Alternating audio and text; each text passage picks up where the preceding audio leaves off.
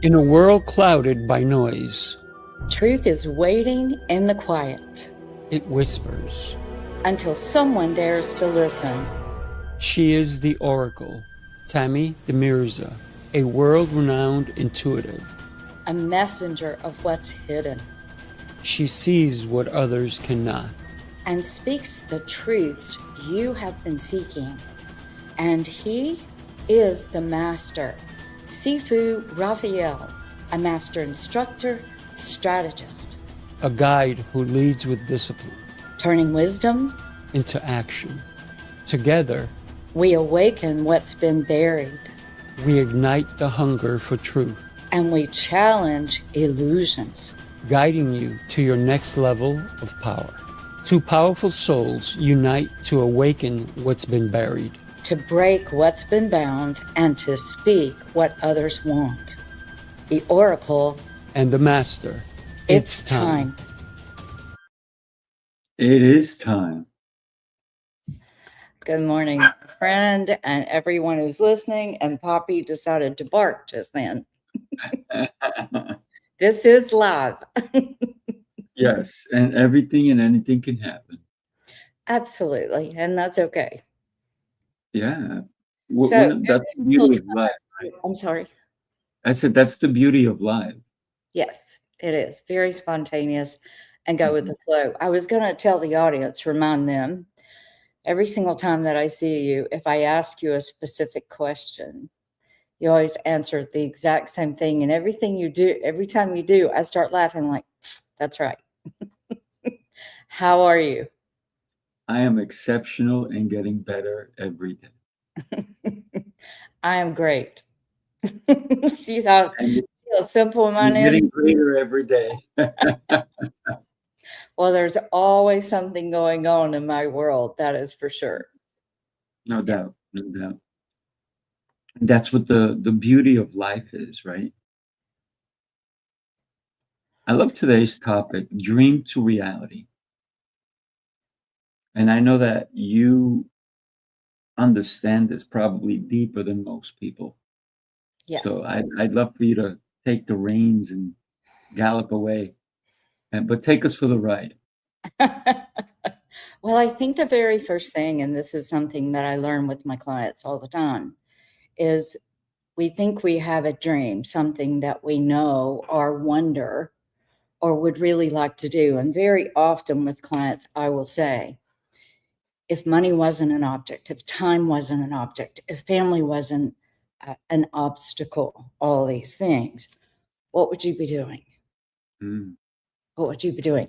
So to me, that is the dream, which equates to that's really what you're supposed to be doing in this lifetime. And I'm going to tell you a wild story. I was driving to work one day. I was a master seamstress. I was a soft goods designer. And I decided that, gosh, if I'm skiing and I break a leg and I can't work, and my daughter decided to come back and live with me instead of her father, I need consistent income instead of just being a solopreneur. And so I was actually going to work. I was in a sales position. I was really good at it. I was learning. Nobody trained me. So I'm literally going to all these men because it was a freight company that I was working with and saying, hey, will you teach me how to do my job? if you'll ask me questions, I promise you I'll go out to the car. I will call the company. I will find out what your answers are, but I don't know what I'm doing. And they all loved it. And they actually helped me. But one day on my way to work, I heard, you have this goal and this dream, and you are denying it. Mm. And I said, what? Yeah, you didn't come in this lifetime to not experience that. So when are you going to stop making excuses for not having it or doing it and actually go in? Mm. And I went, wait a minute. So I have been saying out loud, I don't want to do that. I have convinced myself for 5 years. I have told so many people, I don't want to do it. I don't want to do that.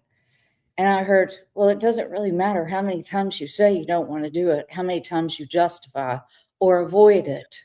It will not go away because it's in your DNA. And I went, oh, shit.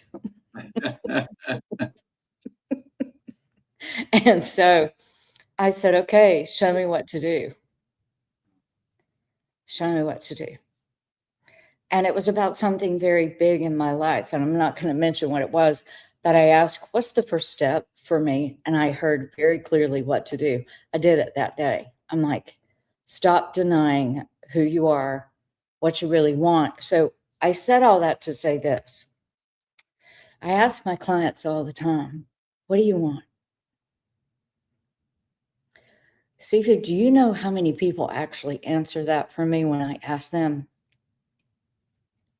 Zero. A big zero. Zero. We don't really sit and think about what we really want. We're basically surviving. Mm. That is not thriving. So when you don't know what you want, how can you bring and think about bringing a dream into a reality? Because the truth is, like me, we are taught to avoid it. We're taught it's okay. We'll even justify, it's okay if I don't do that, or it's okay if I don't have that because I really don't want it, or I'm clueless. I don't even know what I want.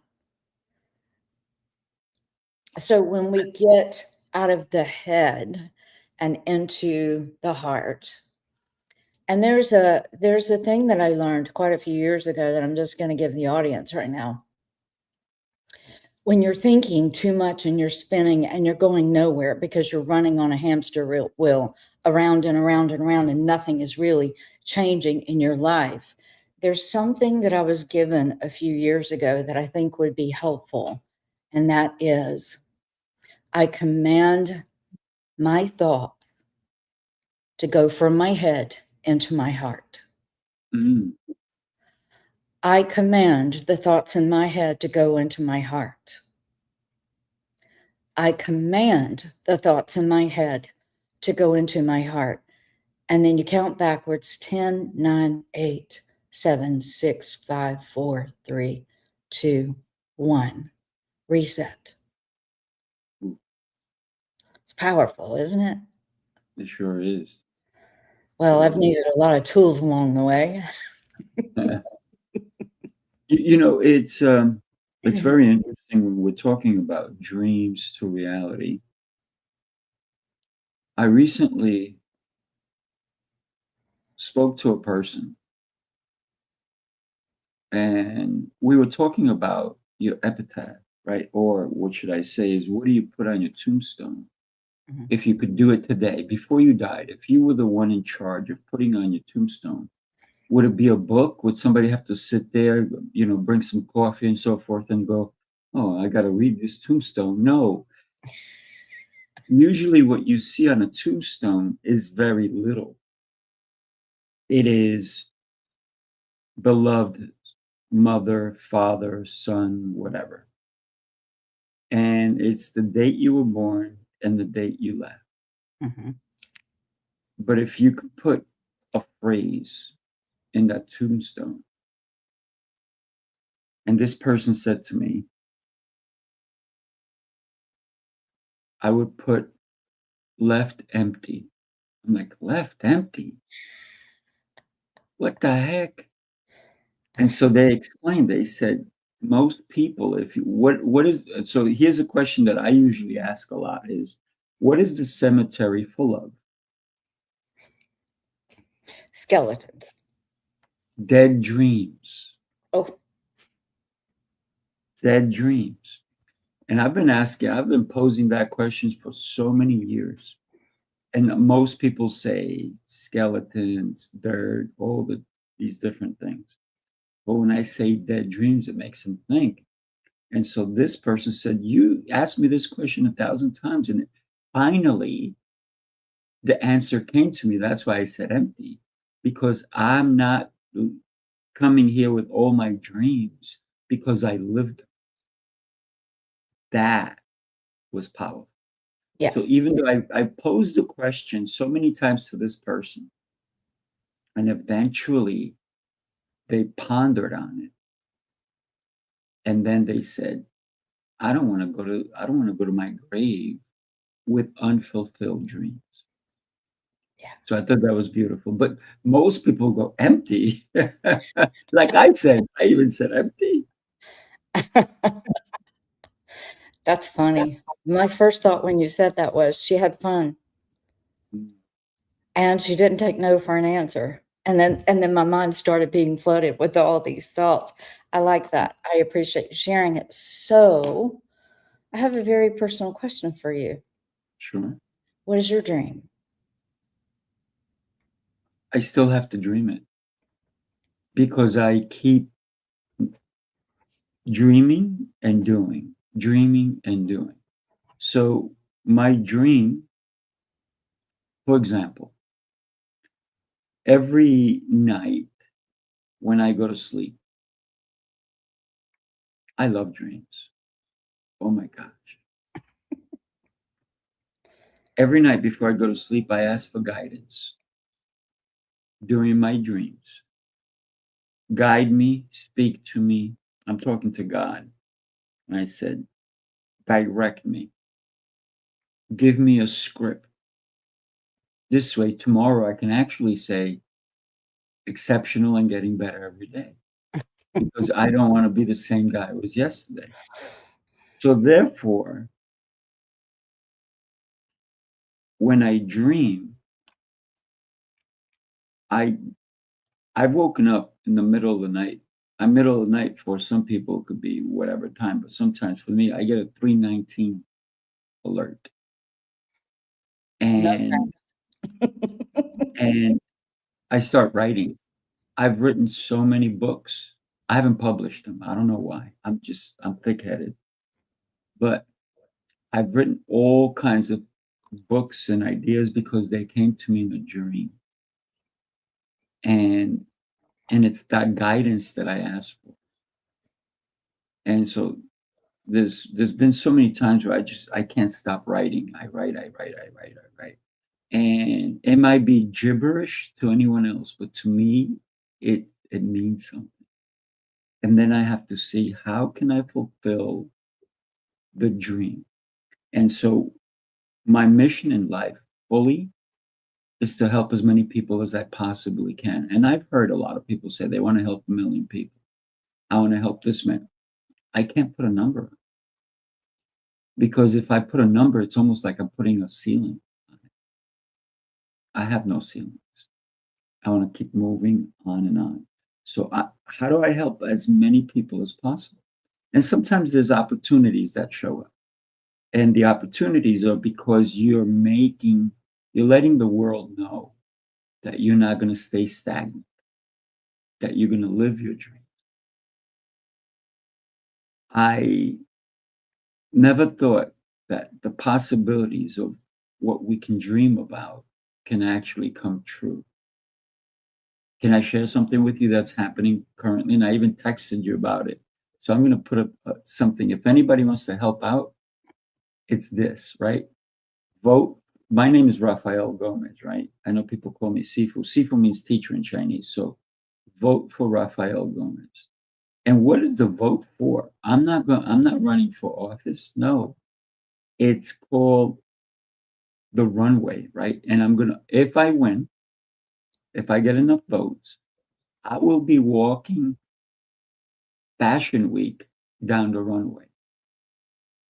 And the reason I entered is because it's about story. What is your story, your life story? What is it, something that's happened in your life that impacted you and maybe can help the world? And so my stories have really impacted me. But I think that my stories, because of resilience of moving forward, can help someone else. That's the only reason I said yes to this opportunity. So if you get a chance, vote yes for me. You're going to have Because to put that back up again because I think you took it down too fast. I did take it down. So And the by the way, possibility, I'm sorry. By go the for it. way, if you do, I believe you will win and walk down the runway. I taught modeling for 4.5 years. Let me tell you some things about walking on a runway and the placement of the head, the face, the way that you walk. and even the way you turn. Okay. Attitude as well. Yes, you know what is really funny? You can't see it. And when they were first teaching us, when I was in these classes, I actually took it because I was going through a divorce. I weighed 100 pounds. I looked like I was from a concentration camp. I was in trouble, and I decided to take the modeling just because I wanted to work on my self-esteem. And then one thing led to another, and I did some modeling, and I did a runway show, and I did, all these things, and then I taught for 4.5 years, and it really helped me. But I learned when you're watching these models on the runway and they all look like they're walking the same, they're not. They each have this innuendo, this little taste of their personality involved in it. And if you don't get that, you're not going to make it in the modeling world. And so I wouldn't teach you all of that, but I would teach you finesse, how to turn, and how to move your head, and how to walk in presence. That's it. Walk You in don't need a presence. signature walk. That's years of development. But how to hold yourself when you're on that stage and own it. I am presence, if you know what I mean. Of course. Yeah. But the opportunity, that you can win money. I really don't care about the money. I mean, don't get me wrong. Who doesn't like money? But the opportunity to impact someone's life is bigger to me than anything else. It always has been. I'm not the guy who says, I have to. No, I'm not that guy. So for me, it's always about how do I help somebody? How do I make somebody understand that their life is beautiful and they're worth more than sometimes they give themselves credit for? So that's the reason I need to win, to help somebody see I that in think your them. story would help so many people if people heard where you've Mm, come from, I mean, and if you can do it, we can do it. yeah. It's good. So it's called Next Runway Star. Yeah, Right? there you go. And there's my link for you to do it. If you don't got the QR code, I put it in the chat as well. Listen, it doesn't cost you anything to vote. It takes you a couple of seconds. Actually, it does cost you something. It costs you your time. So if you have 30 seconds and you can vote, and then you can also see my story a little bit, right? Because we all have a story, but I didn't realize that my story can help someone,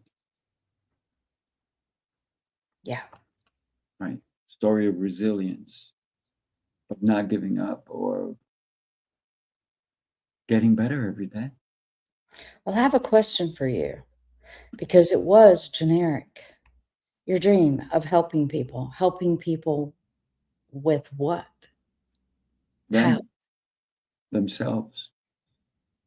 We live in a world where everybody is trying to chase someone else's dream.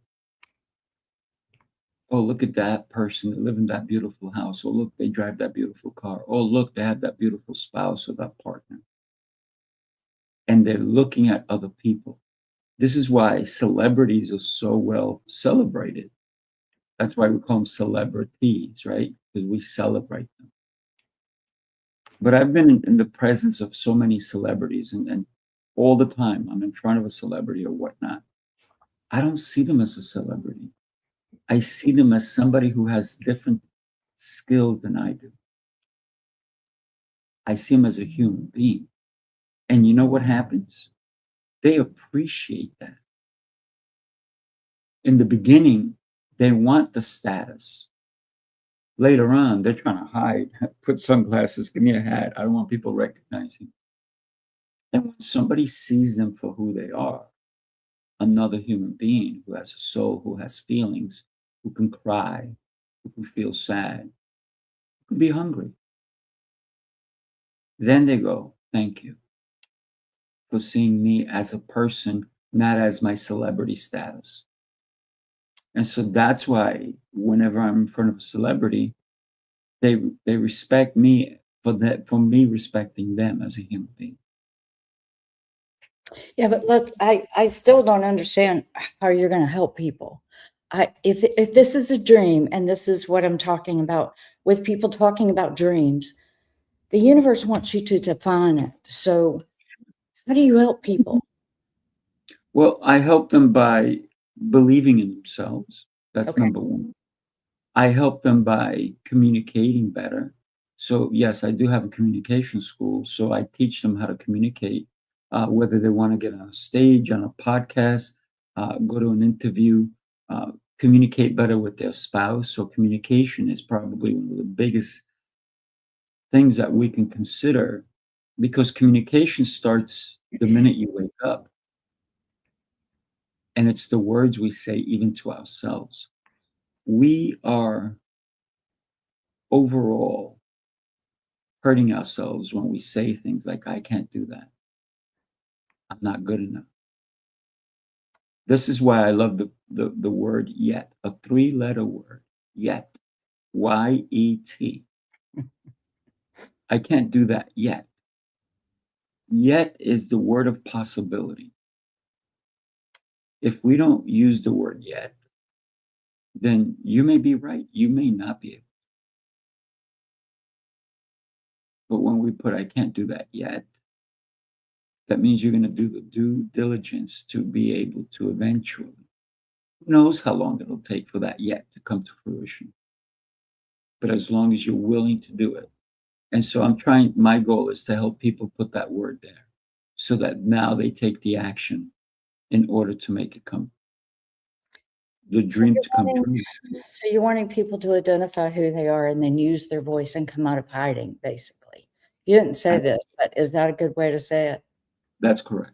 To be their authentic selves and to put the walls down. Right. And to say, I am here and I'm going to let you know me. That's a scary thing, but that's a big dream for other people. My dreams are more about experiences. Like I was just in Bali with a client, and one of the things that I decided years ago when I saw Eat, Pray, Love was that I was going to go to Bali and go to Ketut's property, which oddly enough, let me tell you what Ketut means in Bali, his name.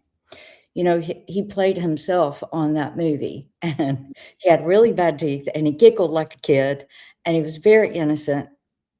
I had his son as the one who did the palm reading and the blessings and putting the rice on your head and throwing water all over you and tying this little bracelet around my wrist. And he said, you wear this for a year. And I just looked at it and said, I will wear you until you fall off, until I'm finished and I don't need you anymore. But in Bali, there were a lot of ceremonial things and splashing you with water and saying things over you. And I found out that Ketut's name means fourth child. So what? fourth child. So every single first male child has the same name. Every single second male child has the same name. Third, fourth. Ketut is the last. They start back with one. Same thing for the females. So even though they have names, they're known by, I'm number 4. Wow. Interesting. So for me, the dream is to have experiences, to go places, because I already know that I'm touching humanity even by being there. And one of the things that happened with my client is her eyes are getting opened and her abilities to be a clairvoyant and to see opened when we walked into a fountain, and I'm in front of her and I have on this ceremonial green, like halter type thing with my bathing suit underneath and a pink sash, red or pink. And I get into the water and you go to the fountains and you say a prayer and then you drink from the fountain 3 times and then you put your head underneath. They say shower, but you're really just letting the water come over you. And I had to do that in front of every single fountain. And I was in front of Maria, my client, and she said, Tammy, I swear to God, as soon as you walked in the water, your energy went like this in the water, and every single person was touched. And I was watching the reactions of the faces of the people in the water when the energy hit them. She said, "You weren't even trying anything." I said, "No, I was just being with me. I was just doing my thing. I was being reverent." She said, "Every single person in that fountain got healed." And I was like, "You saw this?" She said, "Everywhere you moved, that it was white, pure energy, and it would just go out." And I said, "Thank you for sharing that with me." So what I want to say is that in the midst of us having even our personal dreams of me going to Bali and a client actually paying for it. I mean, now what's a better way to travel to Bali than There's a no better client for it? way. You get paid for working and your time and the trip, and it's your dream. And that dream touches everyone, everyone. So my dreams are more now because I know I'm effective. I know I'm reaching people. My dreams are more personal, but that affects all of humanity. So everywhere we went in Bali, they were hugging us. "We don't want you to leave. We don't want you to leave. Why do you have to go to another hotel?"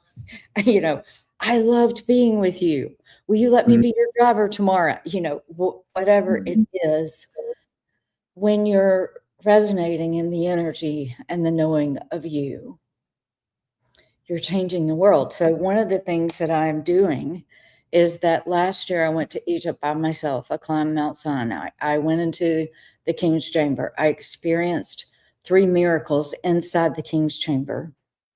Then I slept in the White Desert. And this year, my dream was to take 10 people along with me. I have 10 people.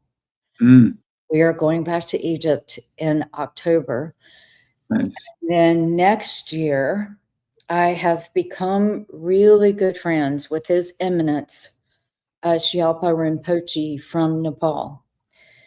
And what you said earlier kind of relates to this. We actually had this conversation the other morning about how I don't treat him like a deity or a god. I treat him like a human being.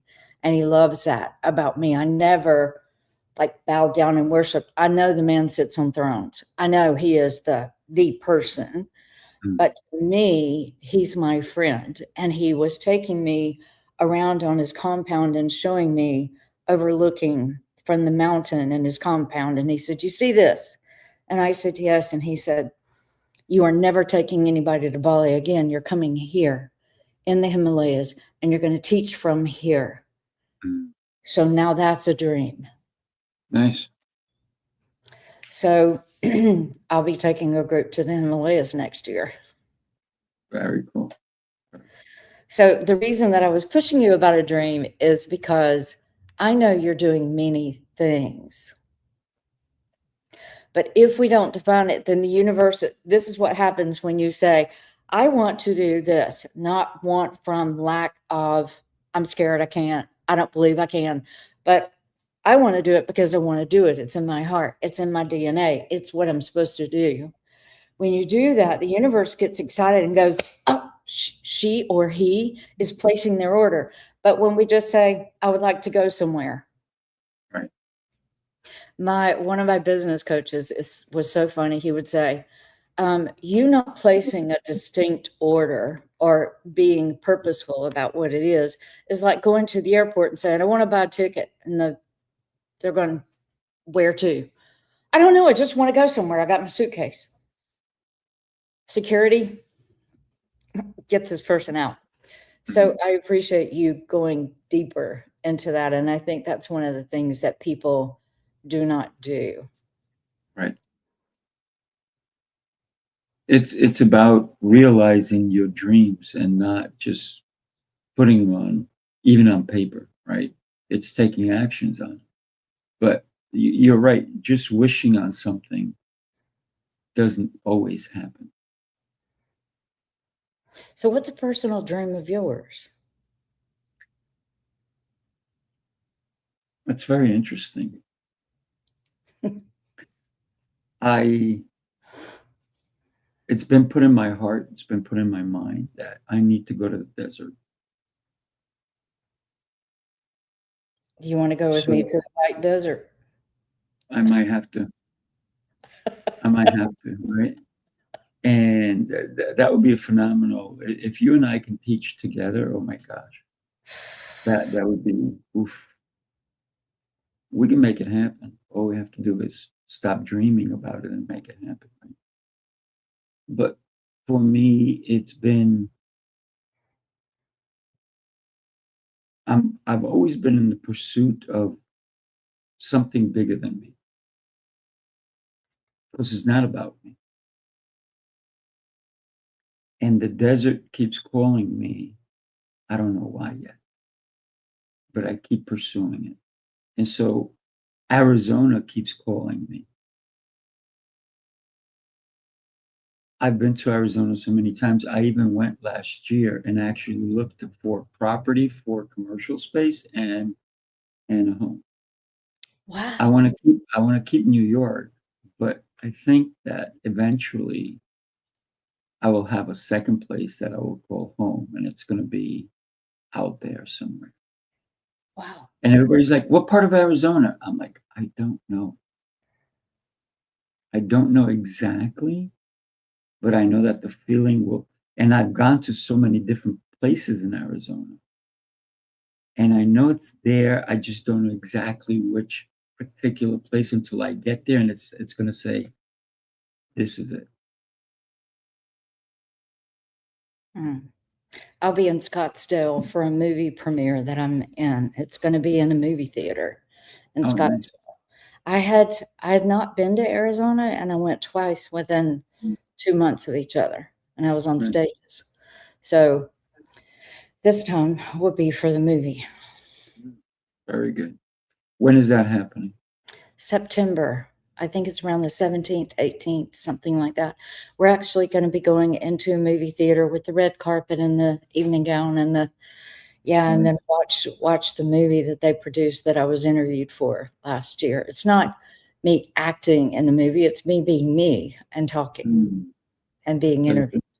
So I'm looking Very forward to it. And Marie Diamond from the movie The Secret Mhm. became my really good friend after that. And she even gave me, she found out I was going to Egypt, and she gave me this brass ring that had, she said, it had the coded things from Egypt. I still sleep with that underneath my pillow because she found out I was going to Egypt by myself. And she said, I travel with this and you need it. It is now yours.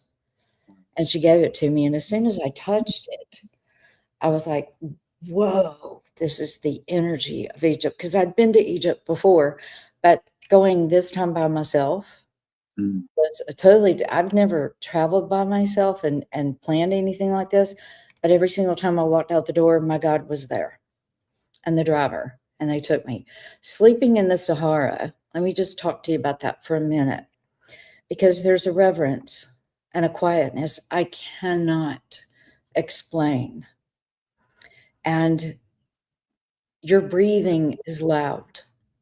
And if you go to my YouTube, Tammy Demir's a Public, there was a video that I published because the sun is setting and the sun is rising. And so I just did the rising and did the sky and showed the setting. And I was whispering, and it sounds like I'm almost yelling. And so there was and the Bedouin was about 30 to 50 feet from me, and his pans were loud. It almost hurts your ears. mm, There's nothing to compete with the noise, and there's nothing really to absorb the noise. So you're in the Sahara, in that case, in the White Desert, and there's nothing but you and your thoughts, and everything is amplified. yeah. Yeah, so even a whisper was, if you go watch that video, you can, it was last October when I was there, and it'll be my birthday when I'm there again this year.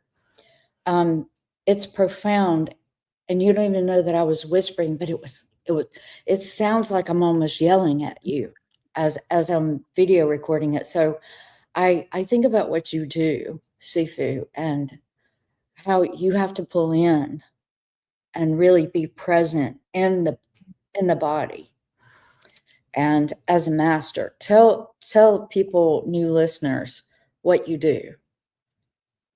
It's stunning. Well, I've been doing martial arts for 51 years. I'm still a white belt because I'm always learning, right? I never will arrive. I will never, some people will call me master. I call myself a white belt. I'm always looking to learn. And so to be present in anything is probably the most important key we can have, right? If you were to open the door and you have a key and you open the door and then you shut it and then you put the lights on and you look around and it's a mirrors everywhere. What do you see? You see you, maybe for the first time. And so that's being present. And the beauty of martial arts is that it's an art for yourself. A lot of people think that I have to showcase myself. I have to, and no, it's me. It's about my body mechanics. It's about my mind. It's about the way I move. And when we first get started in martial arts, it is about all the external. It's the punching, the kicking, all that other stuff. But when you get deeper, it becomes the breath. It becomes understanding how you're standing. It becomes about the posture. It becomes about alignment. And so many people lack alignment in their life, in their relationships, in their business. And when you can settle in and get into that room and see you, like I said, maybe for the first time, so many people are looking outward, they never look inward. So many people look into a mirror and they see dirt. Well, maybe you got to clean that mirror because that reflection should be brilliant. It should be the most important person you will meet that day. It's the beauty. It's how God created you. If you go, oh, look at me, I'm heavy here, my face, my chin, my ears, my eyebrows, my eyes. All of a sudden, you're judging the creation when you should be admiring the creation.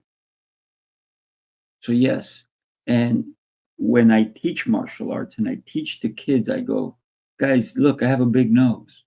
I said, that's a gift. They're like, what? I'm like, yeah, you know why it's a gift? So that you can pay attention to me. So you have to look at it. And they laugh, right? Just like you're laughing. But it's understanding that whatever we have, we should cherish. And a lot of people are not happy with what they have. And they try to change it. Plastic surgery.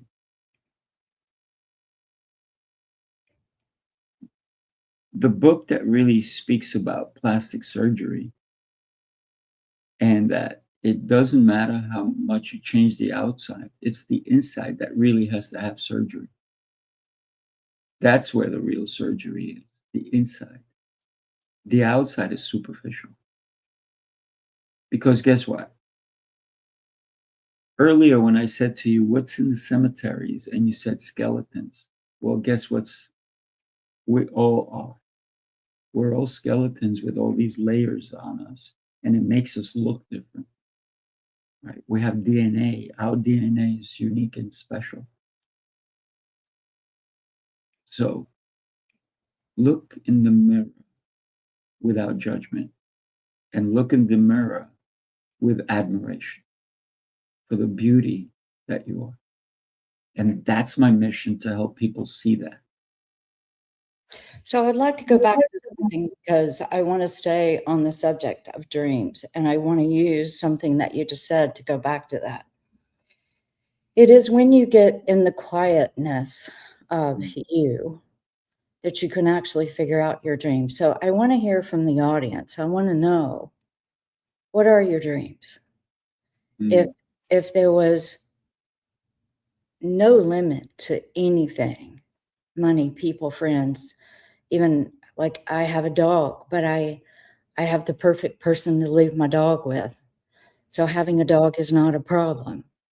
You know, I mean, she's, I think she thinks she has two mothers and she's happy with that. When I am home, I am the mother. When I am gone, she is the mother. But I want you to get into just a little bit about that, pulling into that quiet space. I know for me, what had happened was I'd climbed Mount Sinai, and it's not an easy climb. Mm. And some of you know that story, and that my little God, he's a little bit tiny, skinny Bedouin to my left, had on the full long dress, tunic, and I'm walking. It's cold, it's dark. I had a headlamp, thank God, even though it was a full moon, you couldn't see. You have to go with a Bedouin guide because you would get lost. It's treacherous too, and it's dangerous, and there's a lot of rocks and there's a lot of steps to climb and there's all these things. When he was walking beside me, I asked him, I said, "How many times a day have you climbed this?" He said, "Up to 5 or 6 a day." And I'm sitting there going, this from the very beginning is feeling like, you know, when you're in the gym and you're climbing that really tall, like 7 or 8 feet Stairmaster, Right. that's what the start of the climb felt like. So I'm doing my own pace and he's keeping up with me. And there's another Bedouin that has a camel that's trying his best to harass me to get on the camel. I swear to God, I think Egyptian men think the women do not have a brain and we need to listen to them. They're talking to the wrong chick. So when he finally left me alone, this little Bedouin guy said, "He doesn't see what I see in you." And I said, "Really? What do you see?" He said, "You are powerful. And you don't need the camel." I said, "No, I don't. No, I don't." I said, "I have to walk this journey. It represents the dark night of the soul for me." I was going to the top of Mount Sinai and I was laying down all of the hardships, all of the things that I had overcome, all of the things that held me back, all the abuse, all of the people who had done me wrong, stolen from me, made me homeless, all this stuff. I laid down and said, "I did it. I walked.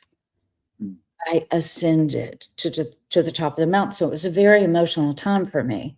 And then I go into the museums and I see mummies for the first time. And then I go into the king's chamber and then I have these writings on the wall and I have water appearing in the sepulcher, where I was sitting there in the sepulcher in the pitch black, holding my abdomen and rocking and singing Amazing Grace and Hallelujah, and it is well with my soul. And I told my God, "Look, if I'm called to sing inside the sepulcher, you have to record." He said, "I couldn't. I was being electrocuted."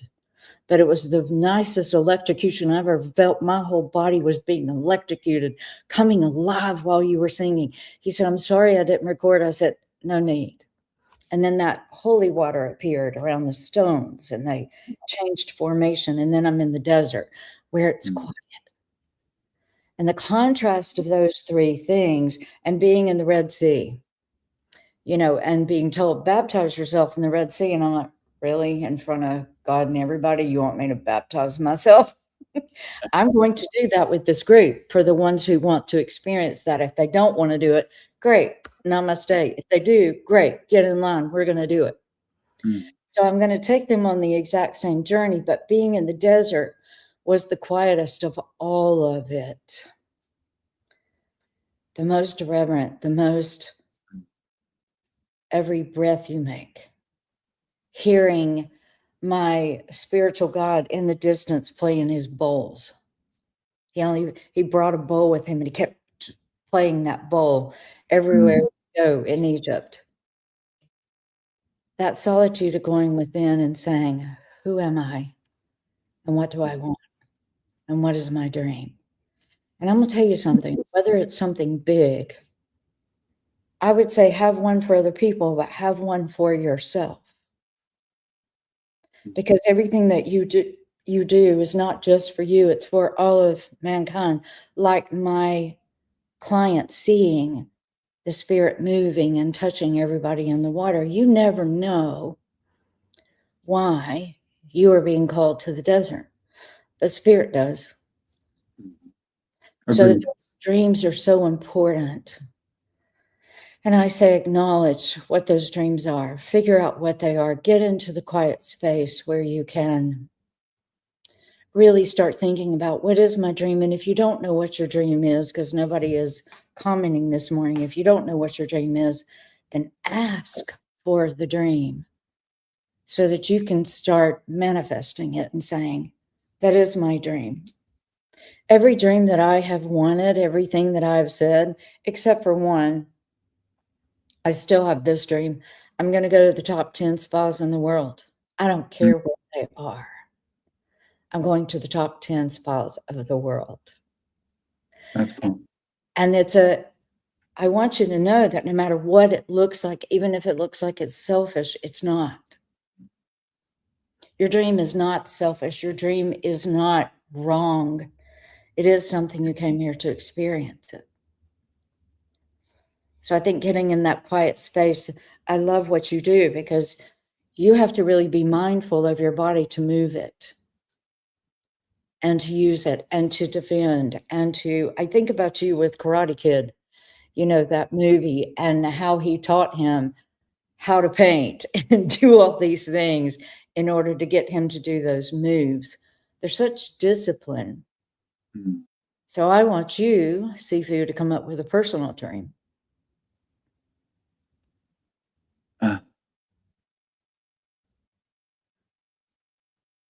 Well, the only way this dream can actually come to fruition is if I take action every day. And it's to live over 125. You want to live to be over 125? Yes. I'm going to tell you why. Because my great great great grandfather lived to be 113, had all his senses still. And so this is one of the reasons I created Sifu's Mind Body Method, to teach people how to live in order to have longevity. Mm. So I think about longevity as a possibility. But we live in a world where all these companies are trying to stagnate us because they want us to eat a chip, they want us to eat a cookie, they want us to eat all these processed foods that are going to eliminate our dreams, because we will be in a hospital somewhere instead of living our dreams. Dementia, all these things are more prevalent nowadays than they were back in the day. And the reason is because of all the sugar. And if you look at all the sugar that they're now trying to hide, and now they created all these different words for the word sugar, sugar's a drug. So when you think about, you go to somebody's house and they're pushing all these, what is somebody, when you go to a gathering at somebody's home, what happens after the meal? A billion pastries come out. Ice cream, candy, cookies, pies, this, that, the other. And I've been at houses where it's a 12-foot table and you can't see anything except all the pastries on it. And they're like, enjoy. And I know what they mean. They mean for you to be happy. But we forget that happiness is not living in a hospital bed. And they don't realize that by telling you to enjoy now, but suffer later. Well, talk to me about 125 years. Why do you want to live that long? I want to kick my great grandfather's butt. So your dream is to outlive your grandfather at 113, but that's still 12 years longer. So why 125? There's a reason. I didn't want to live 113 in one day. So I said, 125 is a really good number. And when I think about it, my dad, who lived to be 91, was born in 1925. So if I take the 9 out, then it's 125. I'm like, oh, interesting. But then I said, why am I limiting myself already? Am I going to die on my 125th birthday? And so now I say plus, because I don't want to put limitations on the possibilities. And that's why I love the word yet. I don't want to put a limitation. What do you on want to what be could be. experiencing at 125? Oh my gosh, everything.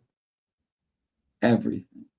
Hmm. I want to see what the world truly becomes, and it maybe help shape what it becomes through the actions I take today, through the way I help people. So for me, when I was young, the notation that I would hear from a lot of people, or you can't change the world, you're nobody. But if I change one person, and that person changes another person, and that person changes, and it becomes a ripple effect, then I did change the world. And so my one ripple, just like I said the other day, I said, if you throw a stone into a lake, it creates a ripple. But if you remove the stone, the ripple already happened. And it may continue happening even if you remove the stone, because it's going to go to the edges. So I might be the stone, but I want to create a lot of ripples. So at 125, when you say everything, too generic, come on, give me. Are you want to play golf, baseball? What do you want to do at 125? Oh, I'm going to be dancing, girl. You're invited to my 100th birthday party. And I'm so old when I you. when I said that to somebody, you know what they said to me? What? Oh, so Raphael says he's going to live to 100. I said, no. I said, that's my party.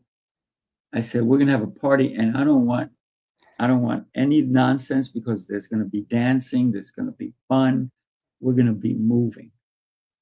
So at 125, I still want to be able to run, to work out, to do martial arts, to do everything I want to do, and prove to people that longevity, if done right,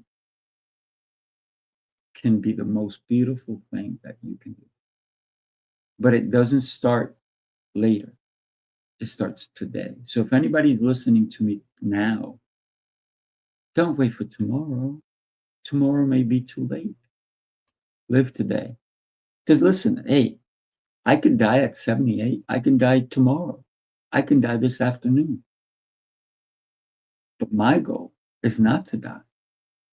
My goal is to live. And every second, I'm going to cherish.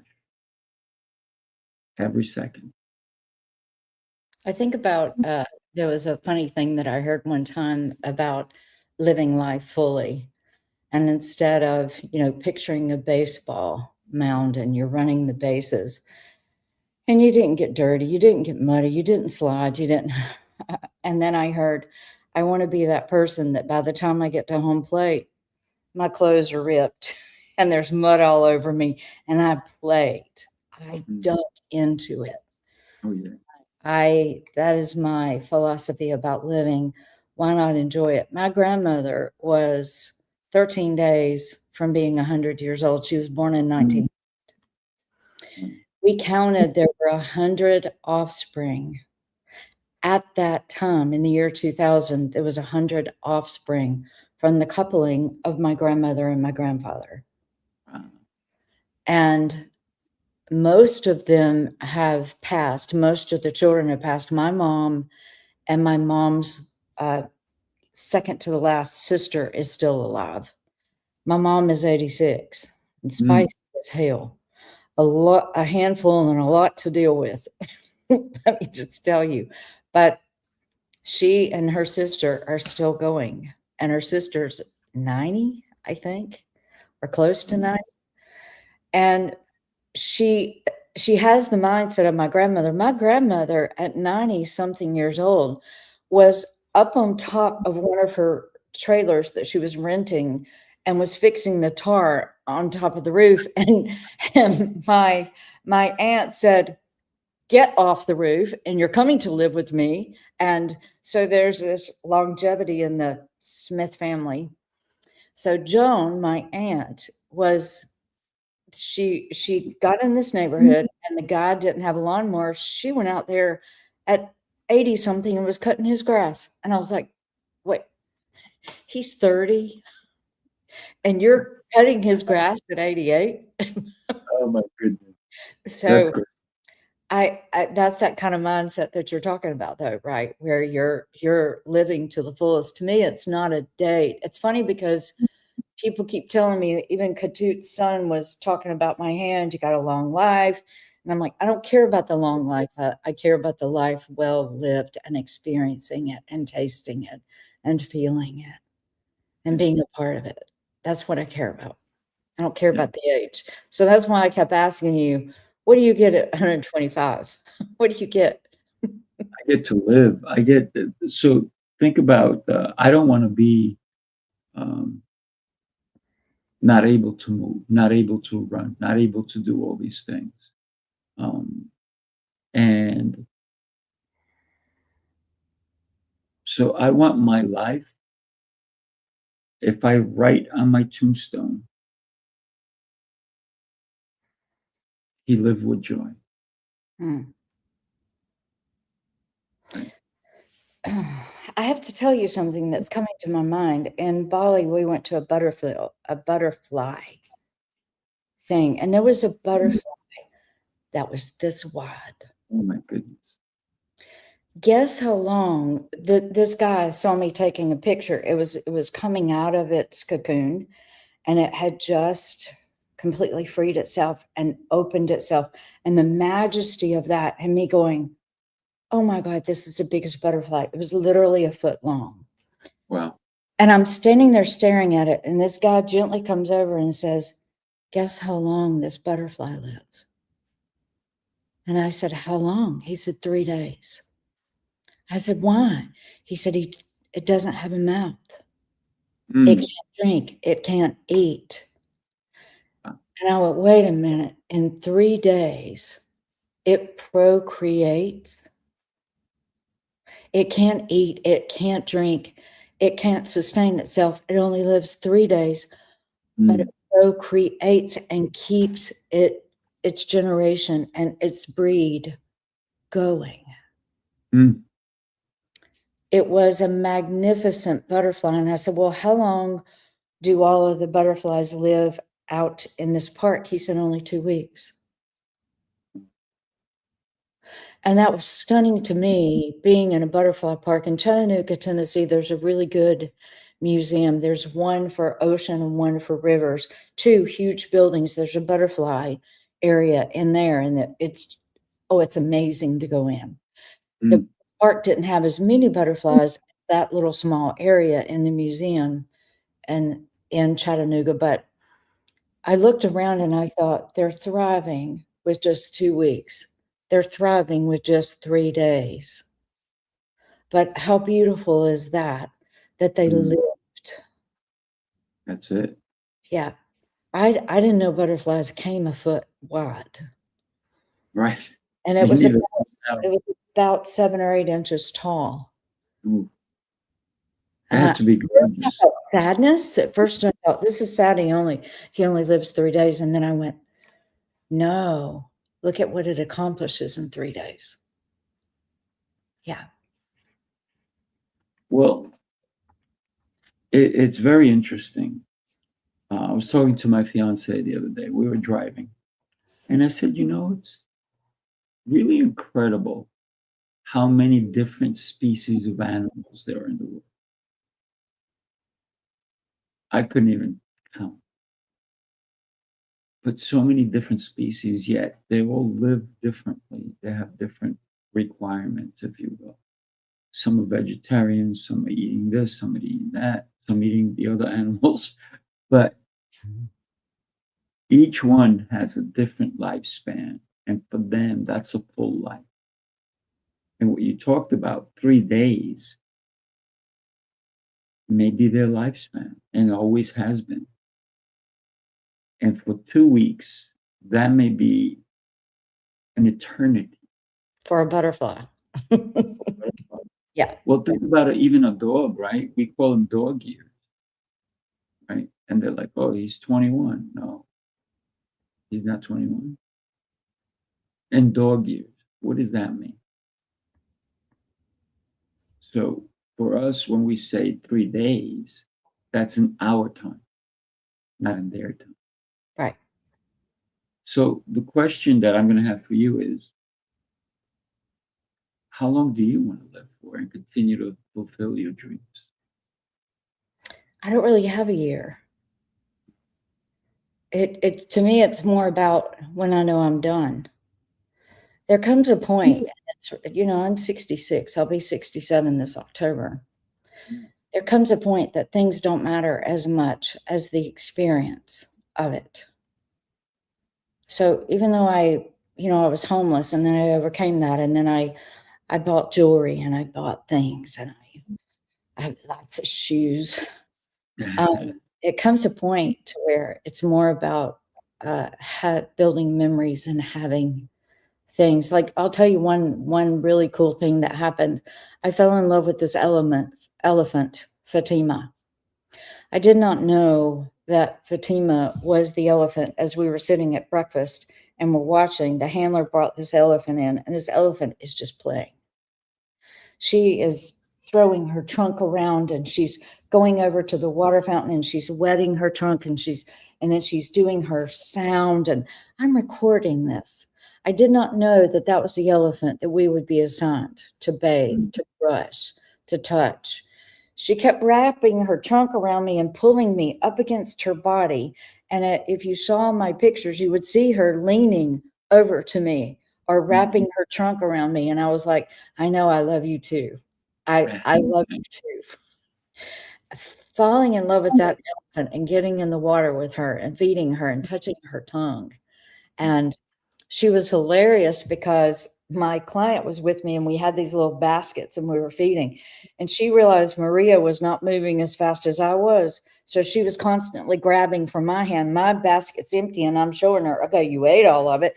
And then she looks at Maria. It's just funny how this elephant is in the moment, knowing she has the sustenance she's taking care of.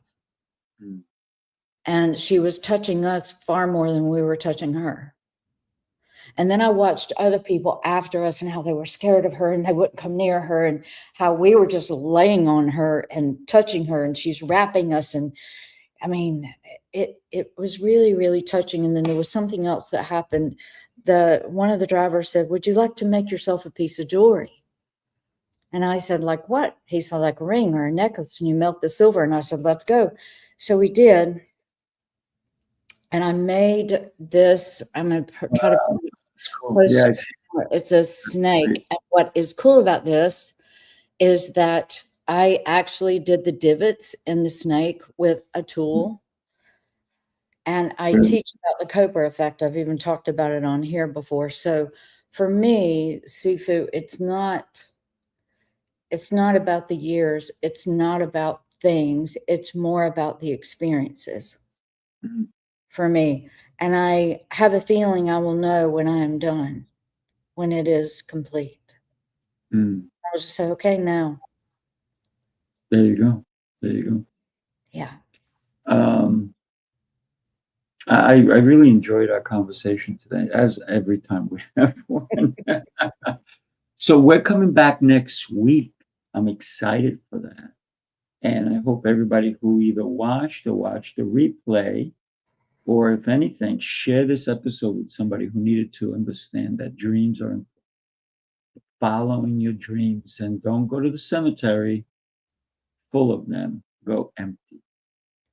So, Tammy, always an incredible pleasure. And we will see you all next week. Everybody have a blessed and beautiful day. Take care, Okay. everybody.